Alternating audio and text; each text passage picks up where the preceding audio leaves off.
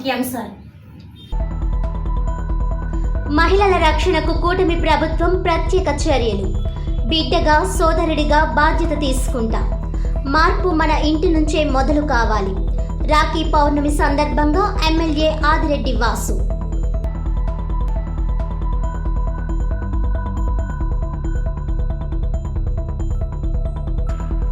SC రిజర్వేషన్ల తీర్పుకు వ్యతిరేకంగా సుప్రీంకోర్టు తీర్పును వెనక్కి తీసుకోవాలి. మాజీ ఎంపీ జీవి హర్ష్ కుమార్.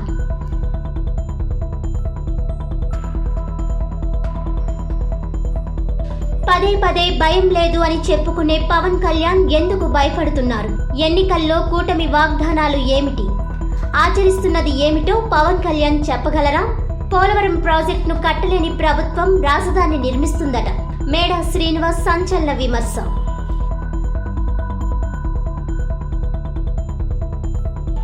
డాక్టర్ మౌమితాపై అత్యాచారం చేసి హత్య చేసిన దోషులను ఉరితీయాలి. సామాజిక కార్యకర్త రుక్కు సయ్యద్ ఆధ్వర్యంలో క్రొవ్వొత్తుల ర్యాలీ.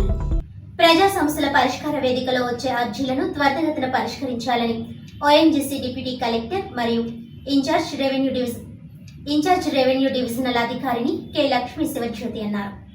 సోమవారం ఆర్డీఓ కార్యాలయంలో నిర్వహించిన ప్రజా సమస్యల పరిష్కార వేదికలో ఆర్డీఓ తరపున ఓఎన్జీసీ డిప్యూటీ కలెక్టర్ మరియు ఇన్ఛార్జ్ రెవెన్యూ డివిజనల్ అధికారిని కె లక్ష్మీ శివజ్యోతి పాల్గొని ప్రజల నుంచి అర్జీలు స్వీకరించారు.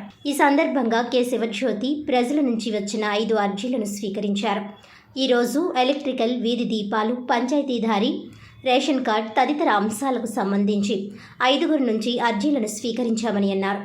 ప్రజా సమస్యల పరిష్కార వేదికలో వచ్చిన ప్రతి దరఖాస్తు తాత్సారం చేయకుండా త్వరితగతిన పరిష్కరిస్తామని అన్నారు. బలభద్రాపురం బిక్కవోలు మండలానికి చెందిన జక్క అప్పారావు అనే వ్యక్తి తన ఇంటిపై నుండి కరెంట్ లైన్ వెళ్లుచున్నందున ప్రతి ఇంటికి యాంగిలర్ వేసి పక్కకు వెళ్లేలా బిగించారు.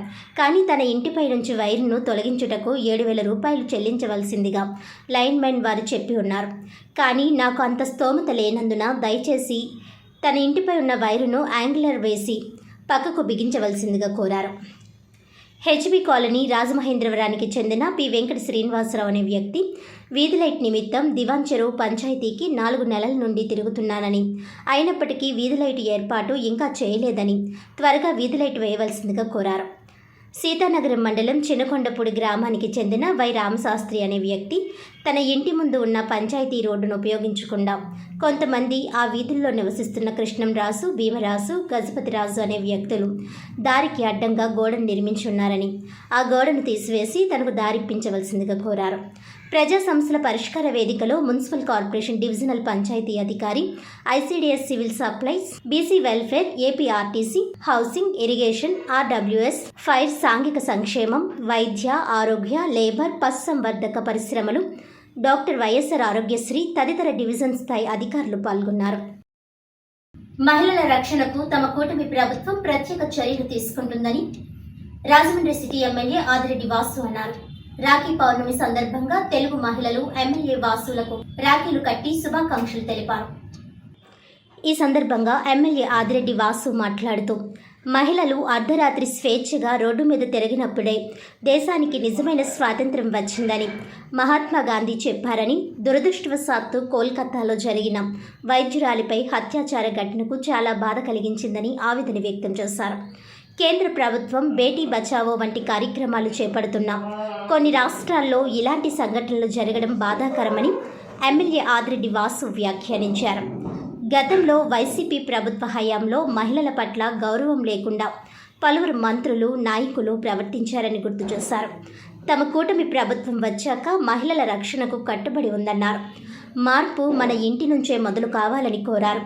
ప్రతి మహిళలో తల్లిని, చెల్లిని, అక్కను చూడాలని కోరారు. దీనికోసం రాజమండ్రి నగరంలో ప్రత్యేక కార్యక్రమాలు చేపడతామని తెలిపారు.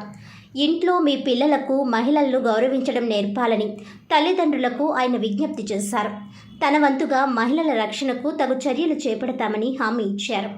టీడీపీ పార్లమెంట్ మహిళా కమిటీ అధ్యక్షురాలు మాలే విజయలక్ష్మి మాట్లాడుతూ, టీడీపీ, జనసేన, బీజేపీ కూటమి ప్రభుత్వం అధికారంలోకి వచ్చాక రాష్ట్రంలో మహిళలకు భద్రత, రక్షణ, గౌరవం పెరిగిందన్నారు. గత వైసీపీ ప్రభుత్వ పాలనలో మహిళలు ఎంతో ఇబ్బంది పడ్డారని గుర్తు చేశారు.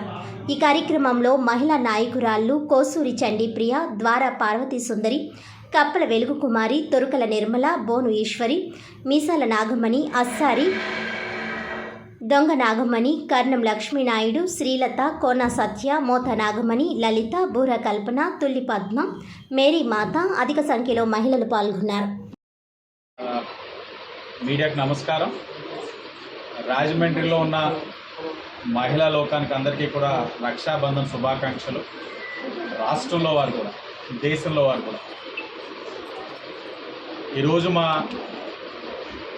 ఇంటి ఆడపడుచులు తెలుగుదేశం జనసేన పార్టీ పట్టుకొమ్మలైన మహిళలు అందరూ కూడా ఈరోజు వచ్చి రాఖీలు కట్టడం జరిగింది. చెయ్యి అంతా కూడా వారు కట్టేటప్పుడు వారి మనసులో ఉన్న ఒకే ఒక ఆలోచన భావం ఏంటంటే వారి ఇంట్లో కూడా మహిళలు ఉన్నారు, మహిళలందరూ కూడా సురక్షితంగా ఆనందంగా ఈ రాష్ట్రంలో ఉండాలన్నది వాళ్ళ తాలూకు ఆలోచన. గత 5 సంవత్సరాలు చూసాం మహిళల పట్ల గౌరవం లేకుండా, మహిళల పట్ల ఏ విధమైన బాధ్యత లేకుండా గత వైఎస్ఆర్సీపీ పార్టీ వారు ఏ విధంగా ప్రవర్తించారో చూసాం. ఇప్పుడు ప్రభుత్వం మారింది. మొన్ననే స్వాతంత్ర దినోత్సవం కూడా జరుపుకున్నాం. ఆనాడు కూడా అనేకమైన సందర్భాల్లోనే మనం ఒకటే చెప్పుకుంటా ఉన్నాం. బాపు గారు ఏదైతే కోరారో మహిళ క్షేమంగా రాత్రి ఎప్పుడైతే నడవగలుగుతాదో రోడ్డు మీద, అదే అసలైన స్వాతంత్రం. మనందరం చాలా గర్వంగా గొప్పగా చెప్పుకున్నాం. కానీ వెమ్మటనే మనకు ఒక దురదృష్టకర సంఘటన జరిగింది. అదే కోల్కతాలోని ఒక మెడికల్ కాలేజ్లో డాక్టర్ పైన అత్యాచారం, తదుపరి ఆవిడ్ని దారుణంగా చంపివేయడం చాలా కలత వేసింది. ఏంటి, ఓ పక్కన కేంద్రమేమో బేటీ బచావో బేటీ పడావో అంటా ఉంది, ఓ పక్కన ఇలాంటి దురదృష్టకరమైన సంఘటనలు జరుగుతూ ఉంటే ఏంటి, ఏం సందేశం ఇవ్వబోతా ఉంది? ఇలాంటివి చూస్తూ ఉన్నప్పుడు ఇళ్లలో తల్లులకి అయ్యో ఆడపిల్లని ఎందుకు కన్నాను రా బాబు అనే ఒక బాధ కూడా ఉంటా ఉంది, ఒక అభద్రతా భావం కూడా ఉంటా ఉంది. అలాంటి పరిస్థితులు ఈ దేశంలో ఉండకూడదు. మార్పు రావాలి. ఆ మార్పు మన ఇంటి నుంచే మొదలవ్వాలి. మన ఇంటిలో ఎప్పుడైతే ఒక తల్లిని లేకపోతే తనతోటి ఉన్న తోబట్టుని మహిళని గౌరవించడం ఇంట్లోనే నేర్పిస్తే మగవాడిలోని ఆలోచన విధానాలు మారుతాయి. అది మన ఇంటి నుంచే ప్రారంభం కావాలి. ప్రతి మహిళని గౌరవంగా చూడాలి. తన తల్లిని గౌరవిస్తే సరిపోదు. ప్రతి మహిళలో కూడా ఒక తల్లిని, ఒక అక్కని, చెల్లిని చూసి గౌరవించే విధానం ప్రతి మగవారిలో కూడా రావాలి. ఈ రక్షాబంధం రోజైనా మనందరం కూడా ఒక ప్లెడ్జ్ తీసుకుందాం. మహిళల్ని సురక్షితంగా ఉండే విధంగా అందరం కూడా తన వంతు కృషి చేయాలని చెప్పి అందరం కూడా ఒక శపథం తీసుకొని ముందుకు సాగాలని. ఈ రాఖీలు కట్టడం అన్నది వారికి ఆనందం కలిగిన నాకు బాధ్యత. ఈ నగరంలోని ఇప్పటికే మీ భద్రత మా బాధ్యత అనే కార్యక్రమంతో చేస్తా ఉన్నాం. ఈ నెల 11న చింతూరులో ఏపీ పోలీసులు అక్రమంగా అరెస్ట్ చేసి రాజమండ్రి సెంట్రల్ జైల్లో రిమాండ్కి తరలించిన ఛత్తీస్గఢ్ రాష్ట్ర సుక్మా, దంతేవాడ జిల్లాలకు చెందిన పాత్రికేయులను ఛత్తీస్గఢ్ రాష్ట్ర కాంగ్రెస్ కమిటీ బృందం పరామర్శించారు. అక్రమ అరెస్టుతో రాజమండ్రి సెంట్రల్ జైల్లో రిమాండ్లో ఉన్న ఛత్తీస్గఢ్ రాష్ట్ర సుక్మా, దంతేవాడ జిల్లాలకు చెందిన పాత్రికేయులు బబ్బిరాయ్, రీసు త్రివేది, మనీష్ సింగ్, ధర్మేంద్ర సింగ్లను పరామర్శించిన ఛత్తీస్గఢ్ రాష్ట్ర కాంగ్రెస్ కమిటీ బృందం. ఈ బృందంలో మాజీ మంత్రి మోహన్ మార్కం, ఎమ్మెల్యే కుంట కవాసి లక్ష్మ, బీజాపూర్ ఎమ్మెల్యే విక్రమ్ మాండవి, మాజీ ఎమ్మెల్యే రేకే చంద్ జైన్, సుక్మా జిల్లా కాంగ్రెస్ ప్రెసిడెంట్ మహేష్ బఘిల్ సుక్మా, జిల్లా పరిషత్ అధ్యక్షుడు హరీష్ కవాసీలు. ఈ నెల 11న చింతూరులో ఏపీ పోలీసులు అక్రమంగా అరెస్ట్ చేసి రిమాండ్కు తరలించడాన్ని ఛత్తీస్గఢ్ రాష్ట్ర కాంగ్రెస్ కమిటీ బృందం ఖండించింది. కుంట పోలీసులతో కుమ్మక్కై ఏపీ పోలీసులు విలేకరులపై కేసు పెట్టారని కాంగ్రెస్ కమిటీ బృందం ఆరోపించింది. వెంటనే విలేకరుల మీద పెట్టిన అక్రమ కేసులు ఉపసంహరించుకొని విడుదల చేయాలని కాంగ్రెస్ కమిటీ డిమాండ్ చేసింది. జైలు వద్ద ఛత్తీస్గఢ్ విలేకరులకు ఏపీడబ్ల్యూజే రాష్ట్ర కార్యదర్శి ఎం శ్రీరామ్ మూర్తి సహాయం అందించారు. गांजा डाल के वहाँ की पुलिस प्रशासन द्वारा फंसाया गया। हम उन पत्रकारों से मिलने आज जेल में आए थे, उनकी बातें हम सुनी है और विस्तार से हम रिपोर्ट देंगे। और लोकतंत्र का चौथा स्तंभ जो मीडिया है, मीडिया में पत्रकारों को फंसाना एक बहुत बड़ी बात है, गंभीर मसला है, इसलिए हम उनसे मिलने आए थे। उन्होंने विस्तार से जानकारी दी है। कहीं ना कहीं ये लोकतंत्र की हत्या है, प्रजातंत्र की हत्या है। जो मीडिया का चौथा स्तंभ है लोकतंत्र का, उसको भी दबाने का प्रयास किया जा रहा है। बदमाशी थी, जो टीआई था वो अभी जेल में है, उसकी बदमाशी थी। इनको खाना खाने के लिए आंध्र प्रदेश के जो ढाबा में भेज दिया गया और आंध्र पुलिस को सूचना दिया कि आपके यहाँ गांजा पकड़ा है। आंध्र पुलिस ने इनको पकड़ा और यहाँ जेल में डाल दिया है। तो कहीं ना कहीं एक बड़ी बदमाशी थी, इसमें एक बड़ी साजिश इसमें दिखती है। इसकी हम जांच की मांग करते हैं और जो भी दोषी होंगे उन पर कड़ी कार्रवाई की हम मांग करते हैं। क्यों किया ऐसा? ये बहुत बड़ा अंतर्राष्ट्रीय जो वहाँ छत्तीसगढ़ से जो रेती पे जो सप्लाई होती थी, बड़े बड़े ठेकेदार और सप्लायर मिलकर इनको पत्रकारों को फंसाया गया है। ये एक कंसल्टेंट मिनिस्टर को बताया आप? ये हमारे ये हमारा छत्तीसगढ़ से आंध्र प्रदेश में रेती तस्करी होता है, उसी सिलसिले में पत्रकार लोग विरोध किया। इसलिए छत्तीसगढ़ में भारतीय जनता पार्टी का सरकार है, उन्हीं ने चोरी करवा रहा था। तुम्हारा आंध्रा के चिंतूर थाना को फोन करके दोनों पुलिस वाले मिलकर साजिश करवाए, तो जो रेती चोरी दबाने का काम भारतीय जनता पार्टी के नेता लोग मिलकर ये जो पत्रकार लोगों को जेल भेजने का काम किया है। इसलिए हम लोग कांग्रेस पार्टी की तरफ से कुछ एमएलए, कुछ प्रतिनिधि लोग मिल के हम लोग हमारे पार्टी की तरफ आए थे। वो जो जो जेल में पत्रकार है वो रो रहे हैं, वो गरीब पत्रकार लोग हैं, वो रेती गांजा का धंधा नहीं कर पाते। उनको साजिश था वहाँ का एक पावरफुल नेता जो सलवा जुड़ों के माध्यम से भी और पुलिस के माध्यम से जो गुंडागर्दी करता है, पीवीजे का नाम करके वो जो जेल भेजने का काम किया है, उसका लड़ाई अभी जो पत्रकार है क्या बोला आपको? हम लोग पत्रकार लोग के साथ लड़ाई लड़ेंगे। पत्रकार लोग रो रहे हैं, ये गरीब पत्रकार है, वो सिर्फ रोक रहे थे, ट्रक को रोक रहे थे, रेती को रोक रहे थे, उसी कारण इनके जो कमाई बेट मार रहे थे। इसलिए पुलिस वाले ने सीसी फुटेज होटल का को पुलिस वाला ने वहाँ का लोकल थानेदार ने साजिश कर उसको बिगड़ दिया, उनके कारण उसको जेल हो गया। और तुम्हारा जो चिंतूर पुलिस है वो पुलिस वाला से मिला हुआ है। ఎస్సీ రిజర్వేషన్ల వర్గీకరణపై సుప్రీంకోర్టు ఇచ్చిన తీర్పుకు వ్యతిరేకంగా ఈ నెల 21న రిజర్వేషన్ బచావో సంఘర్షణ సమితి ఆధ్వర్యంలో జరిగే భారత్ బంద్ ను విజయవంతం చేయాలని మాజీ ఎంపీ జీవి హర్షకుమార్ కోరారు. రాజ్యాంగానికి వ్యతిరేకంగా జరుగుతున్న చర్యలకు నిరసనగా చేస్తున్న బంద్కు సంపూర్ణంగా సహకరించాలని కోరారు. రాజీవ్ గాంధీ కళాశాల సమావేశపు హాల్లో సోమవారం ఆయన మీడియాతో మాట్లాడుతూ ఈ బంద్ నుంచి అత్యవసర సర్వీసులకు మినహాయింపు ఉందని చెప్పారు. ఆర్టీసీ, రైల్వే, విద్యా సంస్థలు, కార్యాలయాలు మూసివేసి భారత్ బంద్కు సహకరించాలని కోరారు.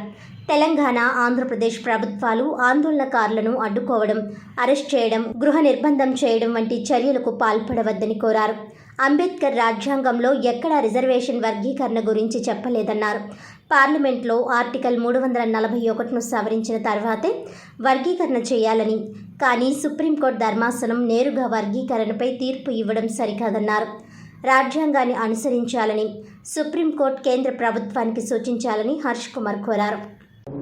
21న అంటే రేపు కాక ఎల్లుండ భారత్ బంద్ ప్రకటిస్తున్నాను. రిజర్వేషన్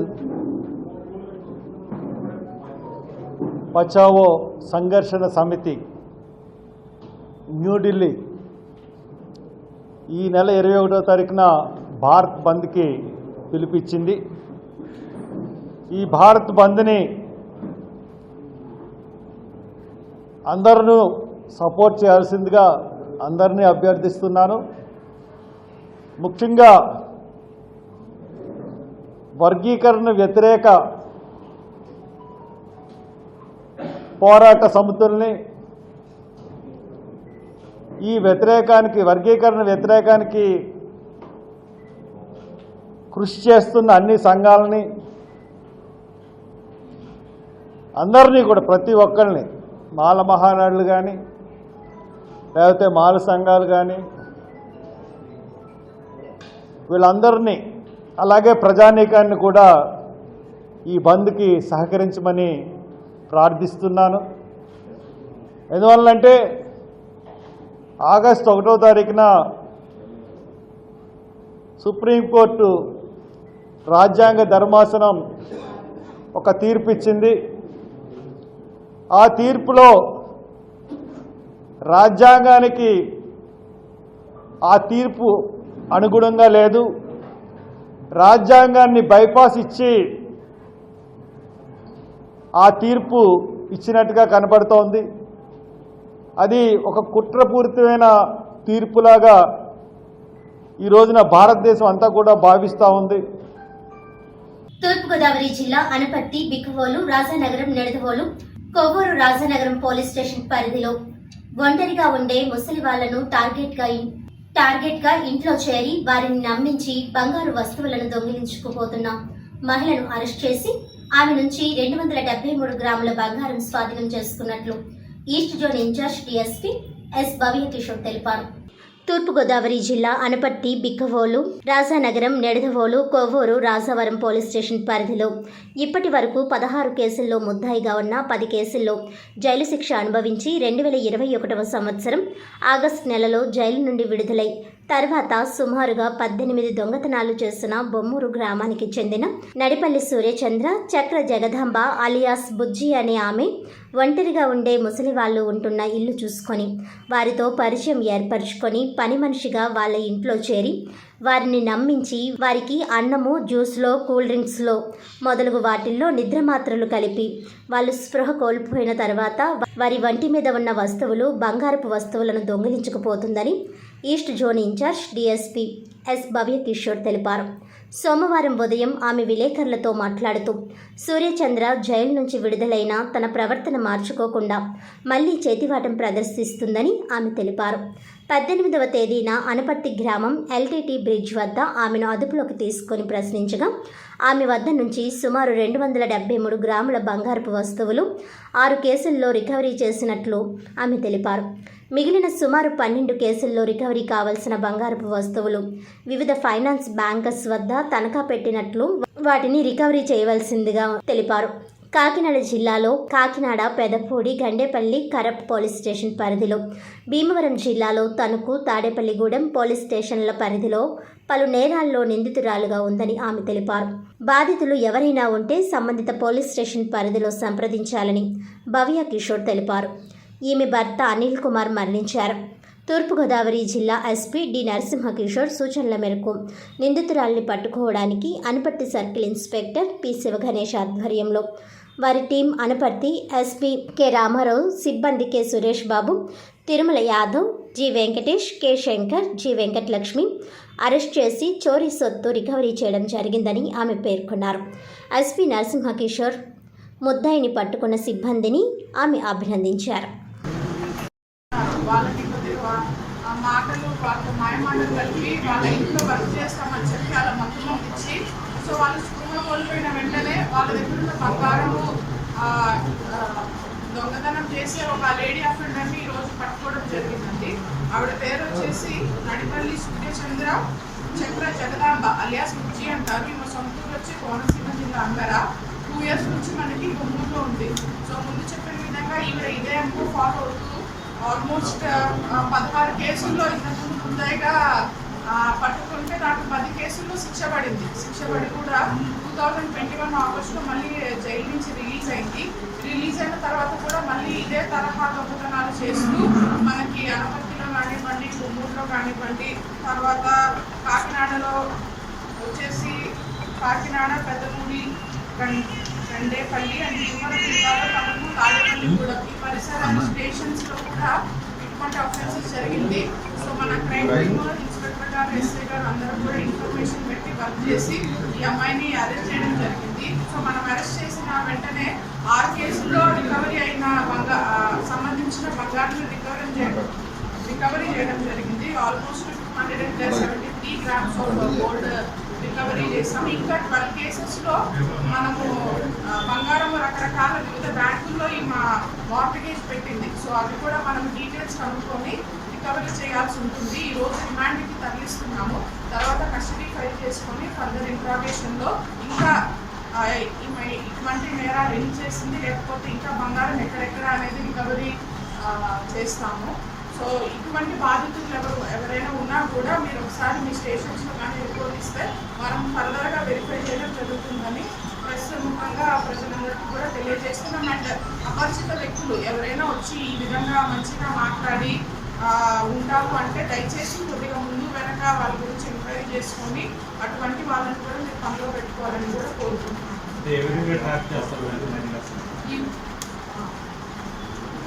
అదే 273 grams 90 lakh worth property recover చేసాము. ఇప్పుడు ఎలా అంటే స్లీపింగ్ పిల్స్ తీసుకుంటుంది. సో వాళ్ళతో వెళ్ళి ఆ ఓల్డ్ ఏజ్ వాళ్ళతో మాట్లాడుతూ వాళ్ళకి అన్నంలో కానివ్వండి ప్రసాదం ఇస్తున్నట్లు ఆ పౌడర్ హెల్ప్ ఇస్తుంది. ఆమెకి ఎవరైతే సప్లై చేస్తున్నారో మనం అతన్ని కూడా దీంట్లో చూపించాము ఆమె కన్ఫెషన్లో. సో అతను ఏ విధంగా ఈమెకి ఇస్తున్నారో అది ఏం టాబ్లెట్స్ అనేది కూడా ఫర్దర్గా వెరిఫై చేస్తాం. 2016లో వరద మళ్లింపు కోసం స్పిల్వే పనులు చేయకుండా కాపర్ డ్యాం పనులు చేపట్టడం వల్లే డయాఫ్రమ్ వాల్ దెబ్బతినిందని అంతర్జాతీయ నిపుణుల కమిటీ బృందం తేల్చిందని మాజీ మంత్రి చెల్లుబోయిన వేణుగోపాలకృష్ణ అన్నారు. ఈ సందర్భంగా మాజీ మంత్రి చెల్లుబోయిన వేణుగోపాలకృష్ణ మాట్లాడుతూ 2016లో వరద మళ్లింపు కోసం స్పిల్వే పనులు చేయకుండా కాపర్ డ్యాం పనులు చేపట్టడం వల్లే డయాఫ్రమ్ వాల్ దెబ్బతినిందని అంతర్జాతీయ నిపుణుల కమిటీ బృందం తేల్చిందని తెలిపారు. డయాఫ్రమ్ వాల్ సామర్థ్యం పట్టించుకోకుండా ఎగువ కాపర్ డ్యాం పనులు చేపట్టడంపై అంతర్జాతీయ నిపుణుల కమిటీ విస్మయం వ్యక్తం చేసిందన్నారు. ప్రధాన డ్యాం ప్రాంతం మరింత కోతకు గురి కాకుండా 2020లో మాజీ సీఎం వైఎస్ జగన్ ప్రభుత్వం చర్యలు చేపట్టిందన్నారు. అదే విషయాన్ని అంతర్జాతీయ నిపుణుల కమిటీ బృందం కూడా స్పష్టం చేసిందన్నారు. 3 పనులు ఒకేసారి చేపట్టడం వల్లే ఈ పరిస్థితి తలెత్తిందని ఇరిగేషన్ శాఖ మంత్రి ఒప్పుకున్నారని ఆయన తెలిపారు. ఢిల్లీలో వైఎస్ జగన్ ధర్నా చేశారు. అనంతరం మదనపల్లిలో ఫైల్స్ కాలిపోయాయి. పోలవరం వాస్తవాలను అంతర్జాతీయ నిపుణుల కమిటీ చెప్పిన వెంటనే ధవళేశ్వరం R&R కార్యాలయంలో ఫైల్స్ కాలిపోయాయి. ఇప్పటికే వైఫల్యం చెందిన ప్రభుత్వం కేవలం ప్రజల దృష్టిని మళ్లించేందుకే తనకున్న మీడియా ద్వారా తప్పుడు ప్రచారం చేస్తుందన్నారు. చంద్రబాబు కేంద్రంతో అలయన్స్లో ఉన్నారు. కోట్లాది రూపాయల నుంచి తీసుకువస్తారని ప్రజలు భావిస్తున్నారు. ప్రజలకు మంచి చేయలేక ప్రతిపక్షాలను టార్గెట్ చేసుకుని ఈ ప్రభుత్వం నడుస్తోందని అన్నారు. ఈ పద్ధతి ప్రజాస్వామ్యానికి మంచిది కాదన్నారు. చంద్రబాబు ఎన్నికలకు ముందు ఏం ప్రచారం చేశారో వాటిని అధికారంలోకి వచ్చి ఒకటి కూడా నెరవేర్చడం లేదన్నారు. ప్రజలను మోసం చేయడానికి ప్రభుత్వం పేద అరుపులు అరుస్తుందన్నారు. కూటమి ప్రభుత్వం ప్రజల దృష్టిని మరల్చడానికి తనకున్న మీడియా బలాన్ని ఉపయోగిస్తుందన్నారు. దీనివల్ల ప్రజలకు ఇబ్బందులు కలుగుతున్నాయని అన్నారు. 2014లో రాష్ట్రం కోల్పోయిన ఆదాయం పోలవరం పూర్తి అయితే వస్తుందని ఆశించామని అన్నారు.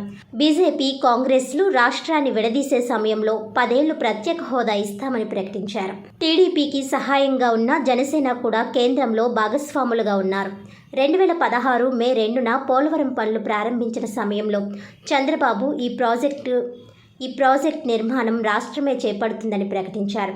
పోలవరంలో లాభాలు సంపాదించాలని మాత్రమే చంద్రబాబు ఆలోచించారు. స్పెషల్ కేటగిరీ స్టేటస్కు బదులు ప్రత్యేక ప్యాకేజ్ తీసుకున్నారని అన్నారు. దీనివల్ల రాష్ట్ర ప్రజలు ఎంతో నష్టపోయారని తెలిపారు. పోలవరంలో అడ్రస్తో పాటు పోలవరం ప్రాజెక్టులో ప్రధానంగా R&R గురించి కూడా ఆలోచించాలి. కాపర్ డ్యాం చేపట్టే నాటికే స్పిల్వే పూర్తయి ఉండాలి. కాపర్ డ్యాం పూర్తి కాకుండానే డయాఫ్రమ్ వాల్ పనులు ప్రారంభించారు. పోలవరం ప్రాజెక్టును చంద్రబాబు ఏటీఎంలా వాడుకున్నారని ప్రధాని మోడీ నేరుగా ఆరోపించారు. చంద్రబాబు తీసుకున్న అనాలోచిత నిర్ణయాల వల్ల ఈ రాష్ట్రం భారీగా ప్రజాధనాన్ని నష్టపోయిందని తెలిపారు. చంద్రబాబు ఈ ప్రాజెక్టులో వచ్చే ఆదాయాన్ని గురించి మాత్రమే ఆలోచించి ప్రజాధనాన్ని దుర్వినియోగం చేశారని తెలిపారు. స్పిల్వే పూర్తి చేయకుండా చంద్రబాబు అనాలోచితంగా తీసుకున్న చర్యల వల్లే డయాఫ్రమ్ వాల్ కొట్టుకుపోయిందని తెలిపారు. సమాచారం సేకరించడం కష్టమా? కాదు శ్రీరామూర్తి గారు, ఇది గతంలో ఈ పోలవరం ఈ చెల్లింపులు మీరు ఒకటి గుర్తుపెట్టుకోండి. పోలవరం రైట్ కెనాల్కి, అదే కదా విజయవాడ రైట్ కెనాల్కి కాంపన్సేషను, పోలవరం రైట్ కెనాల్ ప్రారంభం అదే పనులు జరగకుండా అడ్డుకున్నది ఎవరు? ఎవరు బంధువులు పోలవరానికి అప్పటి వరకు చెల్లించినటువంటి రైట్ కెనాల్ భూములకు చెల్లించినటువంటి కాంపన్సేషన్ని 4-5 రెట్లు పెంచి చెల్లించింది ఎవరు? చంద్రబాబు నాయుడు గారు కదా.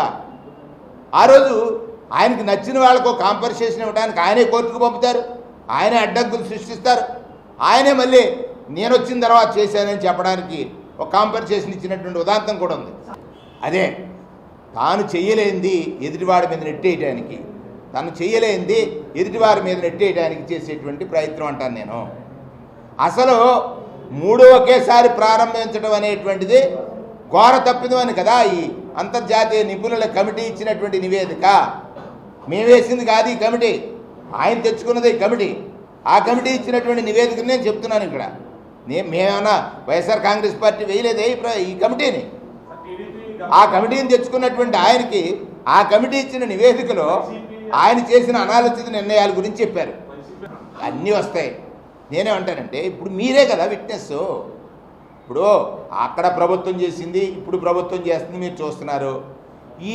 అంటే ప్రజలు తెలుసుకోలేరని ఆడేటువంటి డ్రామాలు ఏవైతే ఉన్నాయో, ప్రజలు గమనించట్లేదని ఆ ప్రజల్ని ఏదైనా మన మాటలతో మాయ చేయొచ్చు అనేటువంటి ప్రయత్నాలు ఏవైతే ఉన్నాయో వాటిని మీ ద్వారా ప్రజలకు తెలియజేయాలనేటువంటిది ప్రధానమైనటువంటి ఉద్దేశం ఈరోజు ప్రెస్ మీట్కి ఉన్నటువంటి.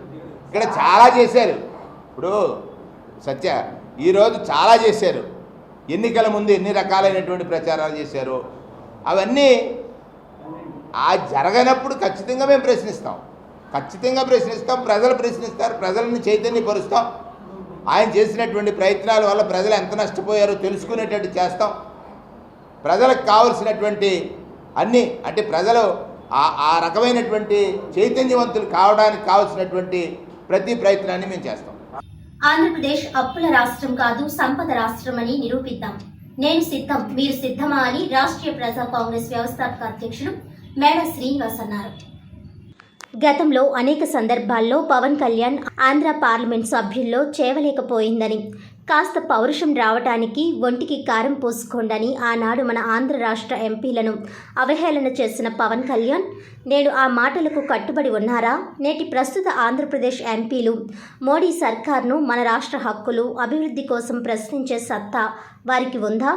పవన్ కళ్యాణ్ రాజకీయాల్లోకి వచ్చిన ప్రేరణ ఏమిటో చెప్పాలని అనేక సందర్భాల్లో పవన్ కళ్యాణ్ 2 కులాలు ఆంధ్రప్రదేశ్ను పాలిస్తారా అని ఊగిపోతూ ఉపన్యాసాలు గుప్పించి ఆంధ్రుల్లో కుల వివాదాలకు ఆజ్యం పోసిన పవన్ కళ్యాణ్ నేడు ఏ కులానికి భజన చేస్తున్నారో చెప్పాలని, ఆంధ్రప్రదేశ్ అభివృద్ధి నిర్వీర్యం కావటానికి పవన్ కారణం కాదా అని పవన్ కళ్యాణ్ 10 ఏళ్ల రాజకీయ జీవితంలో తన ఉపన్యాసాలకు నేడు ఆచరణకు పొంతన ఉందా అని, పవన్ కళ్యాణ్ రాజకీయ మోసాలకు ఆంధ్రప్రదేశ్లో కాబట్టి సాధ్యమవుతుందని, తెలంగాణ, తమిళనాడు రాష్ట్రాల్లో అయితే ప్రజలు తగిన గుణపాఠం చెప్పేవారని, ప్రాంతానికి ఒక మాటతో పొంతనలేని గాలి మాటలతో ఆంధ్రప్రదేశ్ రాజకీయాలను విషతుల్యం చేసేశారని, ఆంధ్రులు పవన్ కళ్యాణ్ను నమ్మకపోయినా తన ఆఖరి రాజకీయ మజిలీలో చంద్రబాబు పుణ్యమా అంటూ ఉప ముఖ్యమంత్రి స్థాయిని పొందగలిగారని, ఆంధ్రప్రదేశ్కు కేంద్రం నుండి ఇంత అన్యాయం జరుగుతున్నా పవన్ కళ్యాణ్లో చేవలేనట్టు తన అసమర్థతను చాటుకుంటున్నారని, ఇప్పుడు పవన్ కళ్యాణ్ కారం పూసుకుంటారా? ఆంధ్రప్రదేశ్ భవిష్యత్ కోసం పవన్ కళ్యాణ్ స్వయంగా ఆంధ్ర రాష్ట్ర పార్లమెంట్ సభ్యులకు కారం పోస్తారా అని ఆంధ్రులు 1000 కళ్ళతో ఎదురు చూస్తున్నారని ఆయన తీవ్ర స్థాయిలో విమర్శించారు.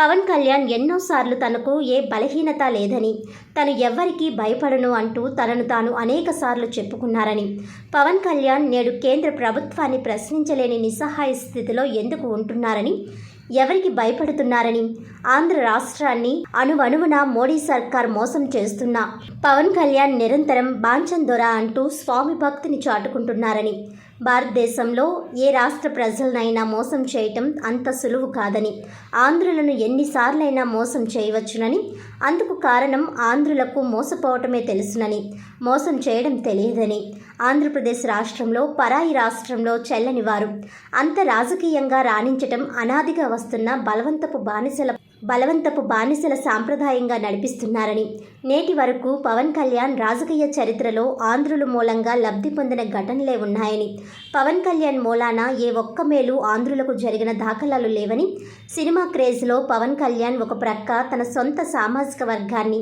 ఆంధ్రుల భవిష్యత్తును విచ్ఛిన్నం చేయటానికి కారణభూతులుగా మారారని, కలుషిత రాజకీయాలకు పవన్ కళ్యాణ్ బానిసగా మారి సొంత ప్రయోజనాలకు అలవాటుగా మారిపోయారని, పవన్ కళ్యాణ్తో ఆంధ్రప్రదేశ్ భవిష్యత్తుకు భారీ నష్టం ఉందని, తెలంగాణలో కేసీఆర్ అబద్ధాలను, ఆంధ్రప్రదేశ్ పవన్ కళ్యాణ్ అబద్ధాలు కొంతకాలం వరకే పనిచేస్తాయని, ఈ విషయంలో ఇప్పటికే కేసీఆర్కు అనుభవం వచ్చిందని, ఆంధ్రుల తిరుగుబాటు స్ఫూర్తి ఏ స్థాయిలో ఉంటుందో పవన్ కళ్యాణ్కు అనుభవం లేదని, ఆంధ్రుల ప్రతిఘటన రుచి ఎలా ఉంటుందో కేసీఆర్కు బాగా బోధపడిందని, పవన్ కళ్యాణ్ ఇకనైనా బలహీనతలను పక్కన పెట్టి ఆంధ్రుల ఆత్మగౌరవ ప్రతీక అయిన ప్రత్యేక హోదా, విభజన హామీలపై మోడీ సర్కారుపై ఒత్తిడి పెంచాలని, కేంద్రం నుండి ఆంధ్రులకు రావాల్సిన మొత్తం రాయితీలను, హామీలను రాబెట్టడానికే పవన్ కళ్యాణ్ ప్రణాళిక సిద్ధం చేసుకోకపోతే రాజకీయంగా చరిత్రహీనులుగా మిగిలిపోతారని, పవన్ కళ్యాణ్కు ఆంధ్రులు ఇచ్చిన అవకాశాన్ని సద్వినియోగం చేసుకొని ఆంధ్రప్రదేశ్ భవిష్యత్ అవసరాల కోసం,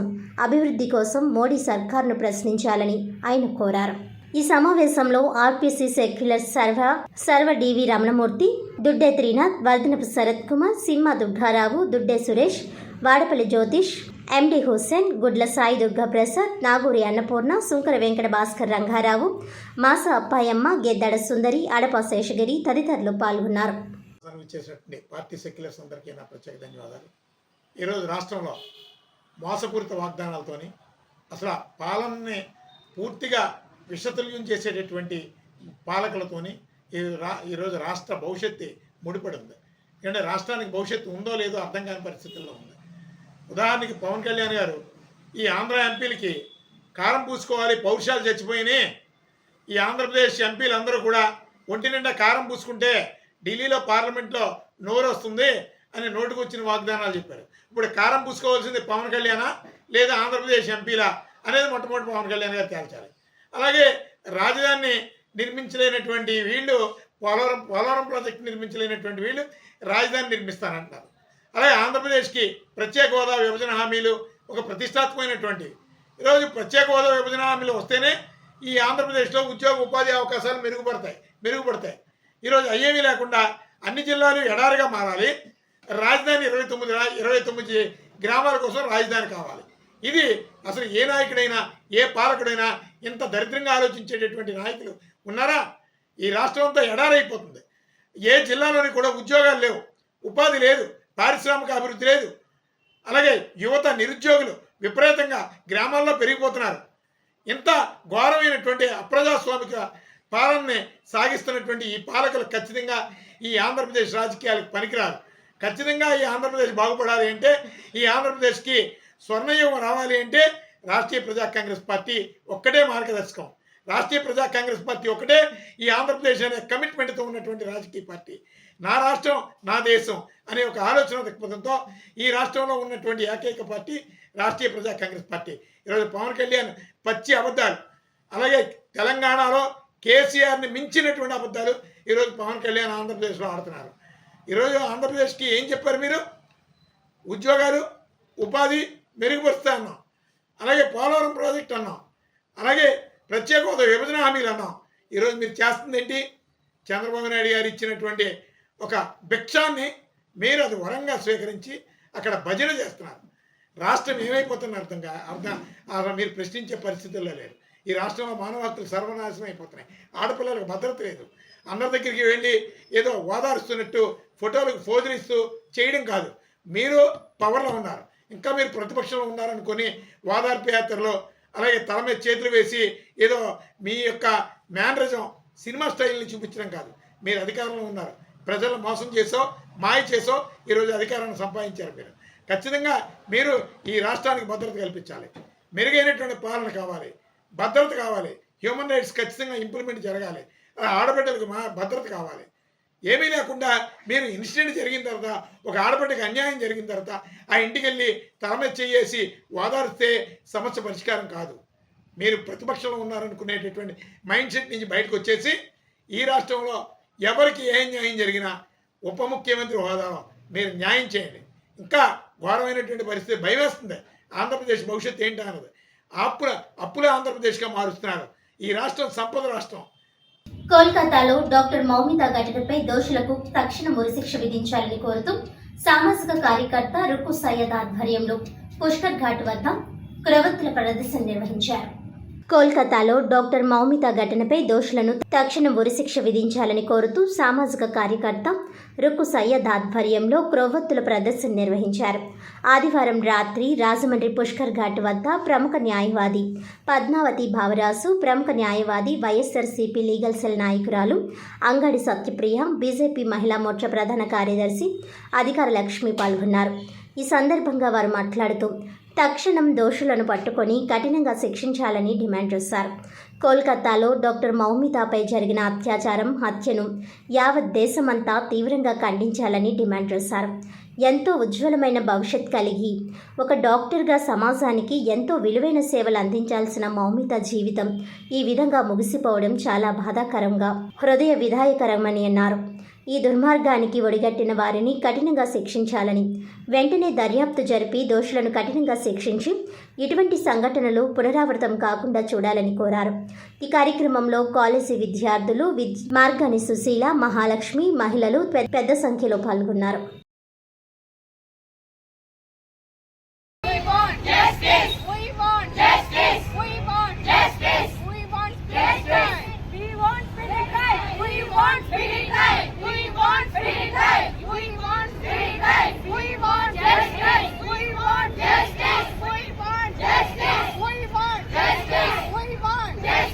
అత్యున్నతమైన భారతదేశంలో, వికసితమైన భారతదేశం అని చెప్పుకున్న మన భారతదేశంలో ఈ రోజున చాలా సౌమ్యంగా ఉండేటటువంటి డాక్టర్లు, మగపిల్లలు, ఆడపిల్లలు కూడా అపర కాళ్ళుల్లాగా, వీరభద్రుల్లాగా బయటకు వచ్చి మాకు న్యాయం చెయ్యండి అని చెప్పి ఈ రోజున వాళ్ళు మొరపెట్టుకునే పరిస్థితి వచ్చింది అంటే కడుపు దేవరించకపోయి ఆ అమ్మాయికి జరిగినటువంటి సంఘటన చాలా హృదయ విదారకంగా, భోజనం కూడా చేయలేనటువంటి పరిస్థితిలో ఉన్నాము. ఈ సంఘటన అంతటికీ కూడా కారణము మనం ఎవరినో నిందించడం కాకుండా ఉన్న చట్టాలని ఏ రకంగా మనము అమలు పరుచుకోవాలి, ఎన్ని చట్టాలు చేస్తే ఏమి ఉపయోగం, ఉన్న చట్టాలని ఎంత బాగా ఉపయోగించుకోవాలి.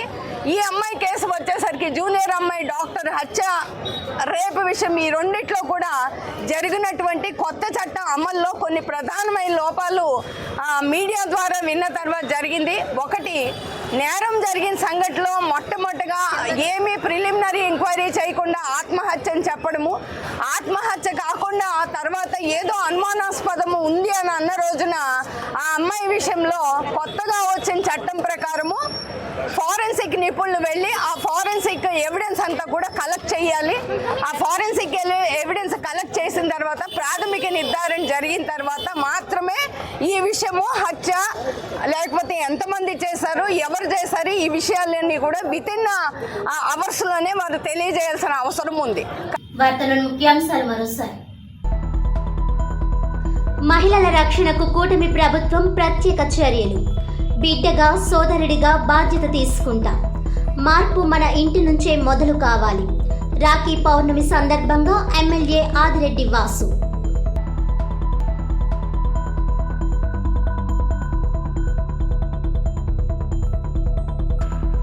ఎస్సీ రిజర్వేషన్ల తీర్పుకు వ్యతిరేకంగా సుప్రీంకోర్టు తీర్పును వెనక్కి తీసుకోవాలి. మాజీ ఎంపీ జీవి హర్ష్ కుమార్.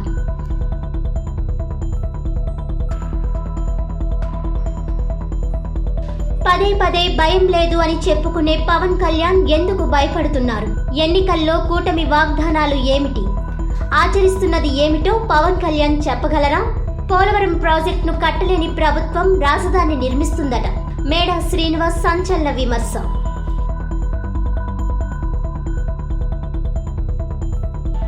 డాక్టర్ మౌమితాపై అత్యాచారం చేసి హత్య చేసిన దోషులను ఉరితీయాలి. సామాజిక కార్యకర్త రుక్కు సయ్యద్ ఆధ్వర్యంలో క్రొవ్వొత్తుల ర్యాలీ. ఈనాటి వార్తలు ఇంతటితో సమాప్తం. తిరిగి వచ్చే బులెటిన్లో మళ్ళీ కలుద్దాం. అంతవరకు సెలవు. నమస్కారం.